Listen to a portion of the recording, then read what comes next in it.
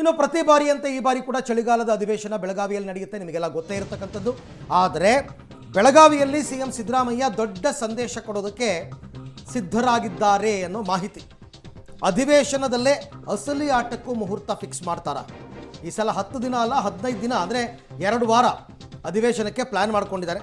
ಹೆಚ್ಚು ದಿನ ಅಧಿವೇಶನ ಮಾಡೋದಕ್ಕೆ ಸಿಎಂ ಉತ್ಸುಕರಾಗಿದ್ದಾರೆ.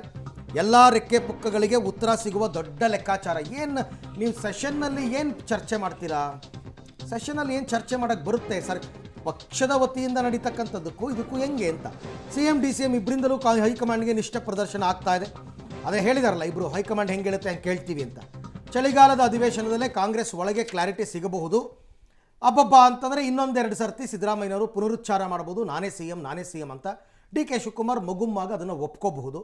ಇಷ್ಟು ಬಿಟ್ಟರೆ ನಿಮಗೆ ಸೆಷನ್ನಲ್ಲಿ ಅಲ್ಲಿ ಸೆಷನ್ನಲ್ಲಿ ನಡೆಯೋ ಗಲಾಟೆಗಳೇ ಬೇರೆ. ವಿರೋಧ ಪಕ್ಷದವರು ಇರ್ತಾರೆ, ಅವ್ರು ಹಲವಾರು ಇದರ ಪ್ರಶ್ನೆಗಳು ಎತ್ತುತ್ತಾರೆ. ಬಟ್ ನೋಡೋಣ, ಒಟ್ಟಿನಲ್ಲಿ 2025 ಕಳೆಯೋದ್ರೊಳಗಡೆ ಸಿದ್ದರಾಮಯ್ಯನವರು ಮುಂದುವರಿತಾರಾ ಇಲ್ವಾ ಅಂತಕ್ಕಂಥದ್ದಕ್ಕೆ ಒಂದು ಕ್ಲಾರಿಟಿ ಸಿಗುತ್ತೆ.